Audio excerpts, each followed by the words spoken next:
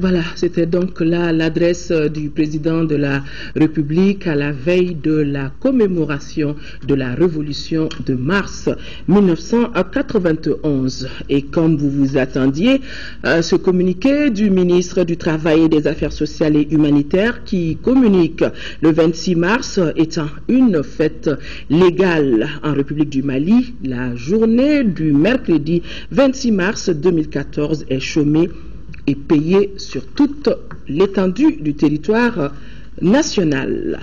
Nous retrouvons à présent le carnet d'audience du président de la République. El Hadj Ibrahim Boubacar Keïta a successivement reçu aujourd'hui les membres du réseau des jeunes leaders des Nations Unies pour l'atteinte des objectifs du millénaire pour le développement et le bureau du comité interparlementaire de l'UEMOA. Les jeunes sont venus présenter le rapport du 4e sommet panafricain des jeunes leaders tenu à Dakar au Sénégal et remettre la déclaration qui a sanctionné cette rencontre. Les parlementaires, eux, ont sollicité l'appui du chef de l'État pour la mise en place du Parlement de l'Union qui tient en ce moment même sa 33e session ordinaire ici à Bamako. Compte rendu de ces deux audiences avec Agali Agissa. En marge des travaux de la 33e session du comité interparlementaire de l'Union économique et monétaire ouest africaine, les parlementaires ont tenu à rencontrer le président de la République. Au centre des échanges, les préoccupations du moment des pays membres de l'UEMOA.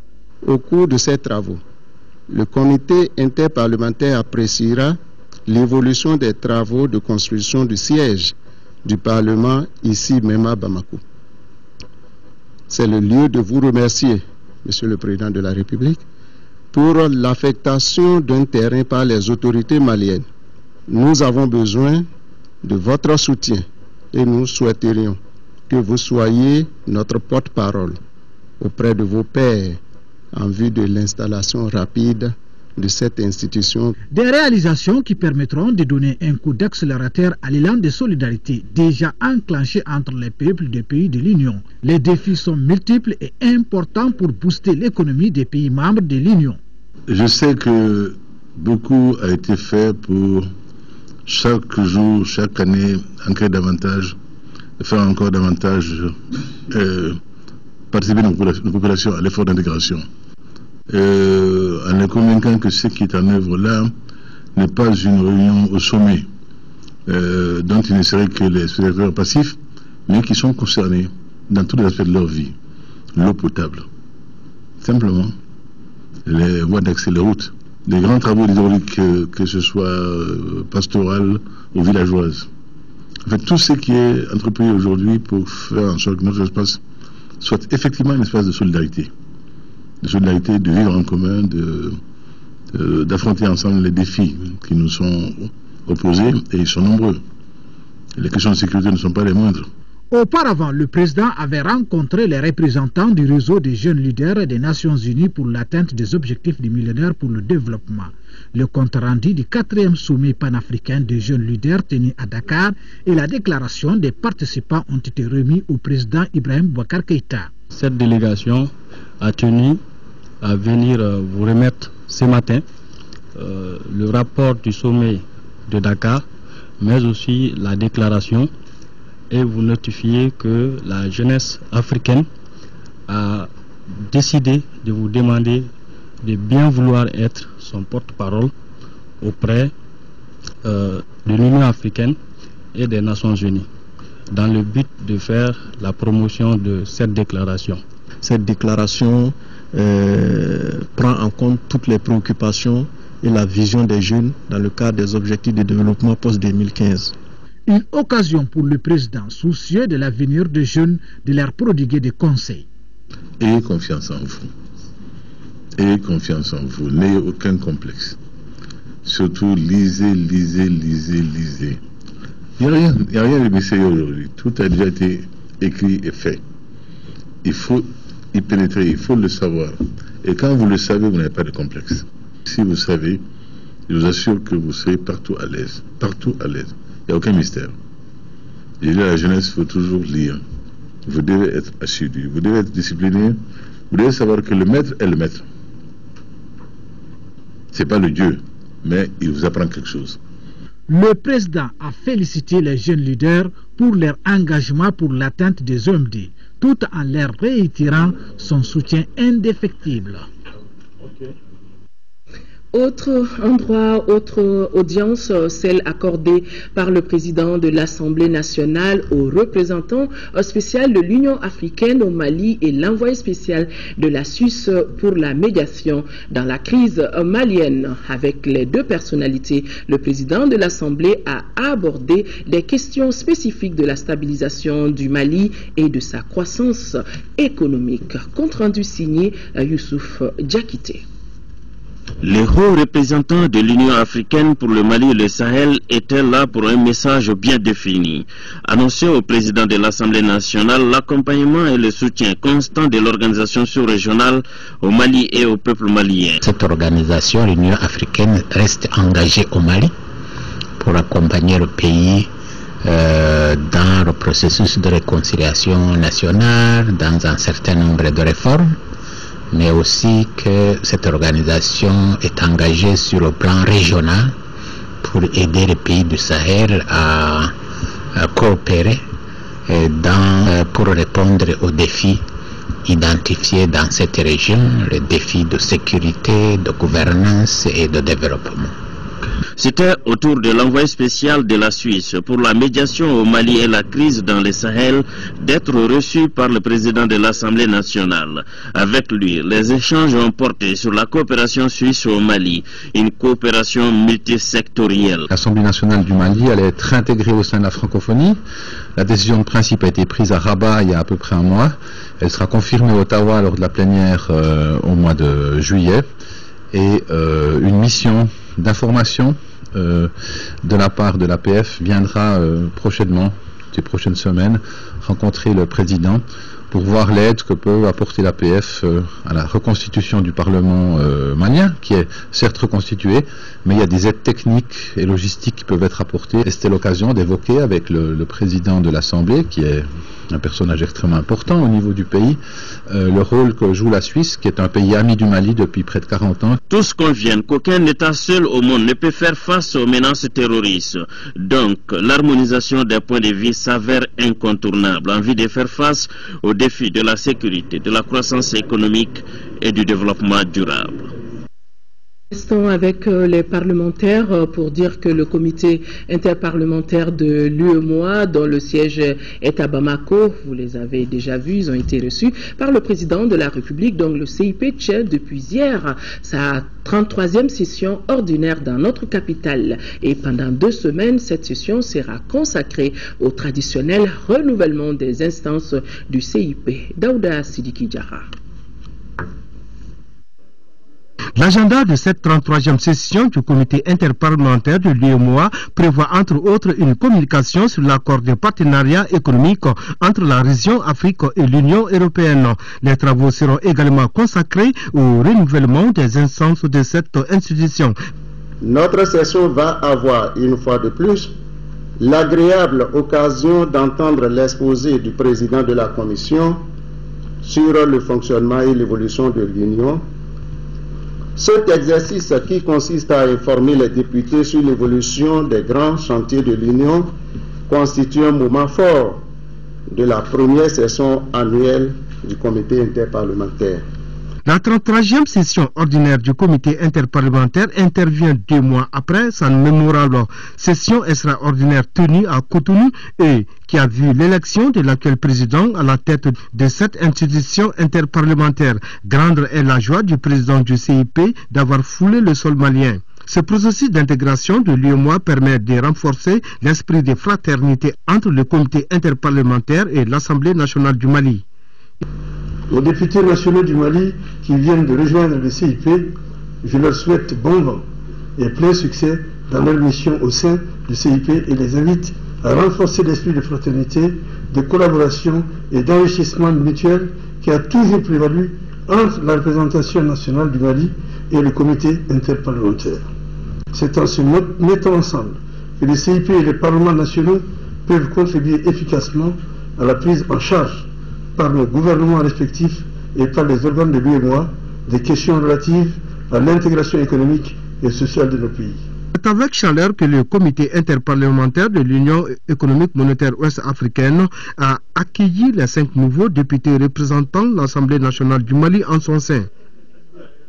Le président de l'Assemblée nationale porte à la connaissance des honorables députés qu'une séance plénière de la session extraordinaire en cours se tiendra le jeudi 27 mars et jour suivant s'il a lieu à partir de 10 h dans la salle Modibo Keïta. Le projet d'ordre du jour porte sur l'adoption du procès verbal de la séance plénière du 20 mars dernier, prestation de serment des membres de la Haute Cour de justice, délibération sur des projets de loi intéressant la vie de la nation et des communications. Le gouvernement du Japon et l'UNICEF volent au secours des enfants du Mali. Les deux parties viennent de procéder au lancement du protocole d'accord de don qui va se lever à plus de 3 milliards 30 millions de nos francs. Le projet permet entre autres la prise en charge de 18 000 enfants de moins de 5 ans atteints de malnutrition sévère. La cérémonie s'est déroulée au ministère des Affaires étrangères et de la coopération internationale en présence de plusieurs personnalités, nous dit Mohamed Jarrah. Un tonnerre d'applaudissements pour saluer le partenariat dynamique entre le Mali et le Japon à travers l'UNICEF. Cette cérémonie consacre le lancement d'un projet ambitieux de plus de 3 milliards 35 millions de francs CFA qui sera exécuté dans la région touchée par la crise. Ce qu'on veut faire, c'est d'accompagner le gouvernement du Mali à rétablir à la fois la présence des services de base dans le nord. C'est le gouvernement qui fera cet exercice. Nous serons avec le gouvernement, avec l'administration centrale, locale, provinciale, pour que ces services soient mis en place. Autre composante essentielle du projet, c'est la prise en charge psychosociale de 50 000 enfants affectés par le conflit du Nord. 100 000 autres enfants seront enregistrés à la naissance. Ce geste du pays du soleil levant est la preuve de l'engagement pris par le Premier ministre japonais lors de la 5e conférence internationale de Tokyo sur le développement de l'Afrique. Il s'inscrit dans le cadre de la coopération économique multilatérale. Non l'emboursable du Japon en faveur du peuple malien. Le Japon est déterminé à accompagner les nouvelles autorités maliennes dans le processus de consolidation de la paix et de la démocratie. Le gouvernement du Mali n'en demande pas mieux. Le Mali apprécie à sa juste valeur la forte dimension que donne le peuple et le gouvernement du Japon à l'approche fondée sur le respect des droits des femmes et des enfants. C'est pourquoi, au nom du peuple et du gouvernement, je voudrais vous remercier pour ce geste comme significatif pour la prise en charge de l'urgence dans la difficile situation de post-crise que vit le Mali. Cette cérémonie est la preuve que le Mali bénéficie de la confiance de ses partenaires dans son processus de stabilisation.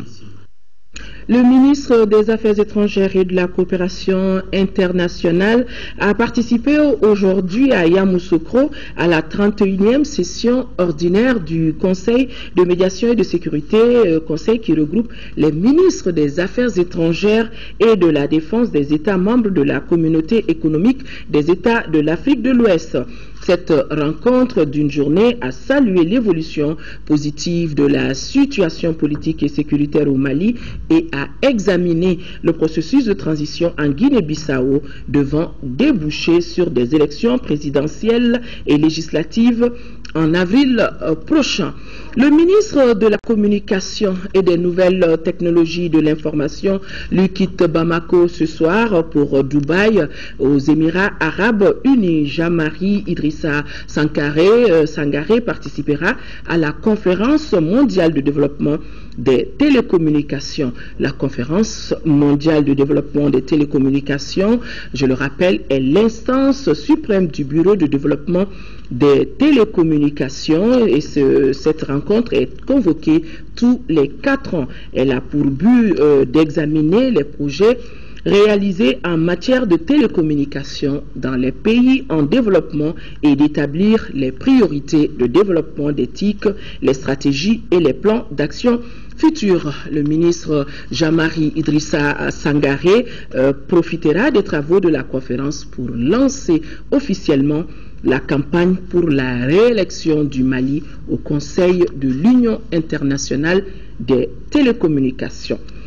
Le ministre délégué en charge des affaires religieuses et du culte, Thierno Amadou Oumar As Diallo, lui est déjà en Turquie, et cela sur invitation de son homologue. Il s'agit au cours de cette mission de 5 jours de renforcer la coopération multiforme entre nos deux États et particulièrement de dynamiser le partenariat entre les deux départements au niveau de l'enseignement religieux et de la construction des centres d'apprentissage du Saint-Coran. Cette visite fait suite à celle effectuée par le président des affaires religieuses turques dans notre pays. Poursuite de la visite du directeur régional de l'UNICEF Afrique de l'Ouest et du Centre dans notre pays, Manuel Fontaine, s'est rendu ce matin à Kabé. Kabé est dans la commune rurale de Sanankoroba pour s'enquérir de l'état de mise en œuvre de la stratégie des soins essentiels dans la communauté par la promotion de bonnes pratiques et de la prise en charge des cas simples de paludisme, de diarrhée et d'infections respiratoires, entre autres. Auparavant, Manuel Fontaine avait visité les réalisations faites par l'UNICEF et ses partenaires à l'école de Moribabougou Plateau. Les détails de cette visite avec Ramata Konaté. Les élèves de Moribabougou Plateau ont repris cette année le chemin de l'école dans de bonnes conditions. L'UNICEF a créé pour eux un environnement favorable à l'enseignement en mettant à leur disposition un forage, des outils et infrastructures d'hygiène et d'assainissement. Grâce à toutes ces actions, nous travaillons dans une cour et des classes de salles propres. Nous avons pu instaurer le lavage des mains à l'école. Et nous adoptons aussi cette pratique à la maison. Pour mieux sécuriser notre établissement et le garder propre, nous demandons une clôture pour notre école. Après Moribabougou, ce fut au village de Kabé, situé dans la commune rurale de Sanankoroba, d'accueillir Manuel Fontaine. Voilà. C'était pour échanger sur la stratégie de soins essentiels dans la communauté en cours à Kabé il y a 2 ans. Nous sommes loin de Sanankoroba et la route n'est pas praticable. C'est pourquoi nous demandons la réalisation d'un centre de santé communautaire à Kabé. En 2013, j'ai fait 523 consultations, dont plus de 400 cardiopathie. Pour les références aussi, j'ai fait 43 références au niveau de Kabé-Niamfala. Pour Manuel Fontaine, cette visite constitue un véritable exercice permettant d'aller de l'avant. Voir une fois, c'est plus fort que d'entendre 1000 fois, et c'est pour ça que venir de temps en temps et voir par soi-même et réaliser la qualité du travail qui est fait est très important. A préciser que l'ASC de Kabé couvre aussi les besoins des 1054 habitants de Niafala, village situé à 3 km de la première localité. Les acteurs de la sécurité alimentaire et nutritionnelle au Sahel et en Afrique de l'Ouest sont en conclave au Centre international de conférence de Bamako, et cela pour échanger sur la situation de la sécurité alimentaire et nutritionnelle dans l'espace SILS. Nando Dambélé, compte rendu. Faire le point de la situation alimentaire et nutritionnelle et proposer des mesures d'intervention appropriées pour faire face à une éventuelle crise alimentaire au Sahel et en Afrique de l'Ouest en 2014, voilà l'objectif principal de cette concertation régionale. La présente rencontre du dispositif régional de prévention et de gestion des crises alimentaires, communément appelée PREGEC, est la première au titre de l'année 2014, mais la dernière grande réunion du cycle annuel 2013-2014 du suivi de la campagne agro-pastorale dans notre espace. La tenue de cette rencontre est d'autant plus importante que des risques d'insécurité alimentaire et nutritionnelle localisés pourraient se confirmer en raison du déficit céréalier et fourrager enregistré par endroits au Mali, en Mauritanie, au Niger, au Sénégal et au Tchad. Ce dispositif que le SILS a mis en place depuis plus de 2 décennies a permis aux pays de la sous-région de se doter d'un cadre permanent de concertation pour mieux appréhender la problématique de la sécurité alimentaire. Depuis, aucune crise majeure n'a surpris notre région grâce aux outils de prévention et de gestion des crises alimentaires mis en place par le SILS. Les travaux regroupent les délégués des 17 pays membres du SILS, de la CEDEAO, les représentants nationaux du système d'alerte précoce, les services statistiques agricoles et les points focaux nutrition d'Afrique de l'Ouest. D'une durée de 3 jours, ils bénéficient de l'appui financier de l'USAID et de l'Union européenne. La FAO appuie notre pays pour le recensement général de l'agriculture couplé avec celui de l'élevage. Cette recherche d'informations sur le secteur agro-pastoral nécessite plus de 170 millions de nos francs. La FAO met cette somme à la disposition du Mali à travers une signature de convention suivie par notre reporter Mamadou Bagayogo. Cette assistance financière de la FAO à hauteur de près de 172 millions de francs CFA vise à organiser un recensement général de l'agriculture couplé avec celui de l'élevage. Le dernier recensement général agricole en 2004 et celui de l'élevage en 1992 doivent être actualisés. Leur actualisation est devenue une nécessité aujourd'hui afin de prendre en compte les nouveaux besoins en information pour la planification du développement, notamment dans les domaines du développement agricole et rural, ainsi que celui de la sécurité alimentaire et nutritionnelle. Pour ce faire, il aura besoin de statistiques appropriées, pertinentes et fiables. Des informations fiables, le Mali en tant que pays agro-pastoral en a besoin pour définir ses priorités. Les résultats de ce recensement vont assurément contribuer à définir des politiques, des stratégies plus efficaces en vue de réduire la pauvreté et l'insécurité alimentaire. C'est dire combien la réalisation de cette opération fera œuvre utile au développement rural, tant par ailleurs, il contribuera au renforcement des capacités techniques et de planification des directions nationales en charge du secteur, en premier, je cite, la CPS. Si le ministre Tereta a rappelé quelques grandes actions de la FAO en faveur du Mali, la représentante de l'organisation, pour sa part, a annoncé une bonne nouvelle. Il s'agit du financement du projet Jeunesse au travail, lutter contre la pauvreté rurale pour un montant d'1 milliard de francs CFA à la 28e conférence régionale de la FAO qui se tient présentement à Tunis. Bientôt, 34 villages en aval du barrage de Manantali seront desservis en électricité grâce à l'énergie conventionnelle fournie par le barrage. Le don de 38 forages modernes accompagne le grand projet d'électrification financé par la Société de gestion de l'énergie de Manantali à près de 322 millions de francs CFA. Le projet a été lancé par le ministre de l'énergie et de l'hydraulique. C'était dimanche dernier à Bamafélé, dans le cercle de Bafoula, en présence de nos envoyés spéciaux Mamoru Sidibé et Seydou Sissoko. Le ministre de l'énergie et de l'hydraulique, après Manantali, s'est rendu à Bamafélé. Là-bas, Mamadou Frankali Keïta a remis d'abord 38 forages modernes à 23 villages des communes de Bamafélé, Djonkeli et de Maïna. Ensuite, le ministre a procédé au lancement d'un important projet d'électrification rurale de 34 villages en aval du barrage de Manantali. La mise à disposition de ces deux produits à la population est une priorité de la politique de développement économique et social des plus hautes autorités du Mali. Ces remises vont contribuer à accroître le taux de desserte de ces deux produits. Avec ces forages qui contribuent à atténuer le déficit hydrique dans le Bafi et l'électrification de ces villages, la Société de gestion de l'énergie de Manantali, SOGEM, apporte sa pierre dans l'atteinte des objectifs du millénaire pour le développement. Les travaux dont vous lancez les démarrages tout à l'heure consistent en la construction des réseaux de moyenne tension, basse tension et d'éclairage public dans les localités. Le maire de Bamafélé est fier de ces gestes, a tout de même formulé d'autres doléances. Vous avez vu qu'aujourd'hui on lance pour 5 communes, mais il y a 29 autres communes qui sont prévues pour 2015 et les autres doléances qui ont été citées font partie des préoccupations de l'Organisation pour la mise en valeur du fleuve Sénégal. Le délai d'exécution des travaux d'électrification est de 3 mois. Ces travaux coûteront à la SOGEM près de 322 millions de francs CFA.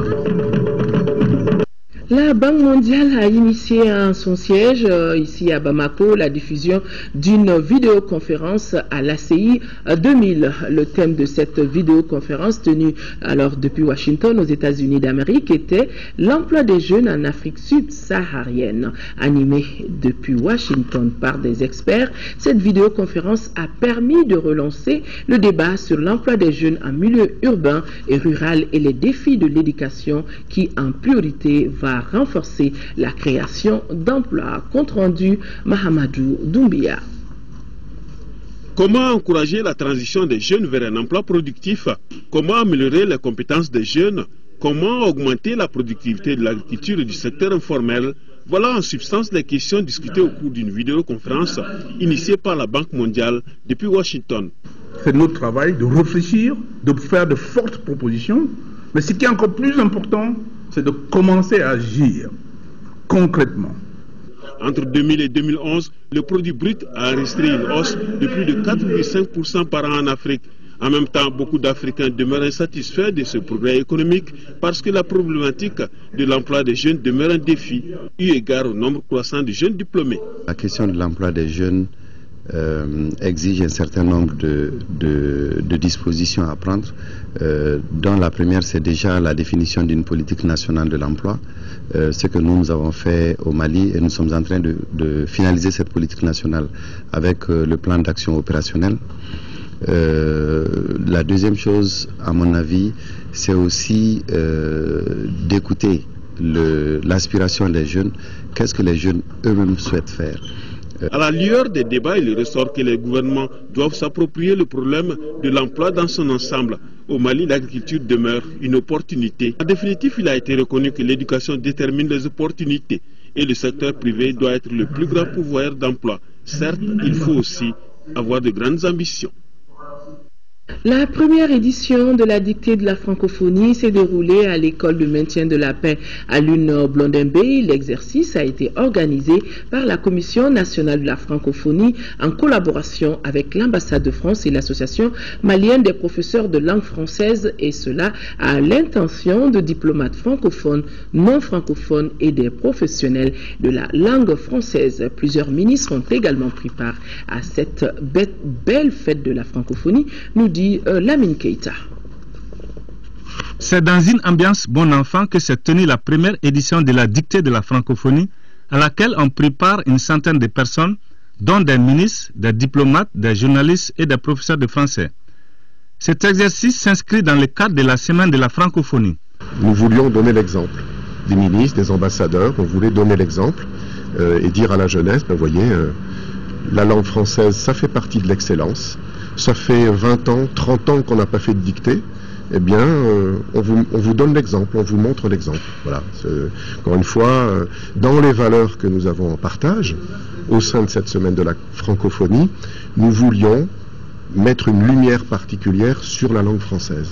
L'objectif que nous visons est un objectif pédagogique qui souhaiterait que nos apprenants, scolaires et étudiants, et nos administrations s'exercent à maîtriser la langue française, à l'apprivoiser si vous voulez, afin que de plus en plus on parle et on écrive du bon français. Le ministre de l'Enseignement supérieur et de la Recherche scientifique salue l'initiative. Je pense qu'on a passé du temps dans la convivialité, dans une atmosphère bon enfant. On a écrit une dictée et donc on a un exercice qu'on n'a pas fait depuis fort longtemps. Je pense que c'est une très bonne chose de s'exercer à nouveau et de savoir que dans le monde actuel, dans le monde des TIC, on a des efforts immenses à faire pour maintenir sa capacité de faire de bonnes orthographes, quoi. Madame l'ambassadrice des États-Unis au Mali, lauréate dans la catégorie non francophone, a hautement apprécié l'exercice. Je suis très contente. Vous savez, ça fait plus que 35 ans que je me batte avec la langue française. Donc, il est bon de voir qu'il y a quand même un résultat. Mais c'est vrai que c'est un défi. Il y a beaucoup de précision, mais ça vaut le coup d'étudier, de suivre. Ça fait plaisir. Peu importe le résultat de la dictée, l'important, c'est de promouvoir l'excellence.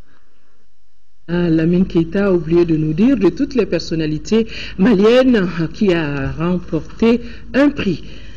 Une forte délégation du port autonome de Cotonou est ici à Bamako depuis ce matin pour une visite d'affaires conduite par le directeur général du port autonome de Cotonou. La délégation a eu une séance de travail avec le Conseil malien des chargeurs, les transporteurs routiers et des opérateurs économiques maliens. Les échanges ont tourné autour des opportunités qu'offre le port ainsi que les grandes réformes entreprises par celui-ci pour rendre le port autonome de Cotonou encore plus opérationnel. Mohamed Ould Mamouni. Expliquer les opportunités qu'offre désormais le port autonome de Cotonou, exposer les différentes réformes enregistrées, voilà entre autres les objectifs de cette visite d'affaires d'une délégation du port autonome de Cotonou à Bamako. Cette visite est importante pour la partie béninoise quand on sait que le corridor Bamako-Cotonou est peu fréquenté par les opérateurs économiques maliens. Le trafic du Mali représente 2%. Or, nous savons que le Mali peut faire plus. Aujourd'hui, le trafic du Mali est essentiellement axé sur les hydrocarbures. Près de 85% du trafic généré par le Mali est consacré aux hydrocarbures. Nous souhaitons que les opérateurs économiques maliens diversifient ces trafics-là et viennent parce que le port de Cotonou, ce n'est pas seulement le port du Niger, ce n'est pas seulement le port du Burkina, mais c'est également et surtout le port du Mali. L'opération de séduction du port autonome de Cotonou a bien réussi. Les opérateurs économiques maliens ont pu constater les avancées notoires enregistrées par le port. Au niveau du port, ils vont certainement allonger les délais pour la marchandise malienne. J'ai retenu aussi une chose, la célérité au niveau du port. J'ai retenu une autre chose qui est importante, qui faisait le handicap du port de Cotonou, c'est qu'il n'y avait pas de parking pour les camions. Mais aujourd'hui, les camions peuvent venir et en 7 heures de temps être chargés et sortir du port. C'est quelque chose de presque pas vu dans la sous-région. Il est prévu demain une autre rencontre entre les deux parties. Une rencontre qui permettra de poursuivre les échanges et de recenser les différentes préoccupations des opérateurs économiques maliens et voir dans quel sens apporter des solutions. Le Centre de recherche et de lutte contre la drépanocytose a tenu sa première session extraordinaire à l'ordre du jour, examen et adoption du projet d'établissement quinquennal. Et le budget alloué à ce projet d'établissement est estimé à plus de 9 milliards de francs CFA. Fatoumata Kone, compte rendu. En effet, 5 ans, le projet d'établissement du Centre de recherche et de lutte contre la drépanocytose, CRLD, doit être adopté et amendé par les administrateurs. Un projet quinquennal inscrit à l'ordre du jour de cette première session extraordinaire du centre. Ce projet d'établissement quinquennal est un projet qui fait d'abord une analyse de situation et à partir de là a bâti un plan d'opération et les financements afférents. Pour tout ça, il faut à peu près un peu plus de milliards et de francs CFA. La lutte contre la drépanocytose doit être une priorité pour tous les États, comme la recommande l'OMS. Pour ce faire, les administrateurs proposent. Et c'est autour d'objectifs, 2 objectifs essentiels. Le premier objectif, c'est de renforcer les capacités de recherche et de formation du centre en tant que PST. Et le deuxième objectif, c'est de développer les capacités de prise en charge de la drépanocytose au Mali. Les enjeux du centre sont extrêmement importants, c'est d'aboutir à une pérennisation de son concept nouveau qui est de faire accéder tout le monde, pauvre, riche, l'intérieur ou l'extérieur, à des soins de qualité. C'est ça l'équité dans les soins. Il doit à ce titre être encouragé, appuyé pour contribuer à l'offre des soins spécifiques aux drépanocytaires, y compris les soins les plus innovants, et développer la recherche et la formation. Il doit par ailleurs s'ériger à terme en centre d'excellence dans la lutte contre la drépanocytose en Afrique. Les actions du centre sont soutenues par la Fondation Pierre Fabre et la Principauté de Monaco. C'est dans ce cadre qu'un protocole d'accord de financement des initiatives a été signé par la Fondation et la Principauté de Monaco. La problématique de la place et du rôle de la femme sur le chemin du dialogue constructif et de la reconstruction de l'État du Mali post-crise était au centre d'une conférence organisée par incluant Benso, Makalou Bintoukone. Il est un devoir des associations de la société civile et politique de contribuer à la construction nationale. Elle est au micro de Aldjouma Tina. Il s'agira à travers cette conférence débat d'apporter notre pierre à la reconstruction nationale, au dialogue constructif et à la réconciliation des fils et des filles de notre chère patrie, le Mali. En effet, vu la place combien importante de la femme en tant que mère, épouse, sœur, fille, éducatrice et conseillère, en ce moment où le Mali est en train de sortir d'une crise sans précédent, crise qui a surtout affecté les jeunes et les femmes, nous pensons que c'est du devoir de chacune, de tous, d'engager la réflexion et l'action autour du renforcement de la paix et de la cohésion sociale. La libération des villes et campagnes du Nord, des mains des bandits armés, des djihadistes, redonne espoir aux braves femmes, aux braves populations, non seulement maliennes, mais de l'espace saharo-sahélien.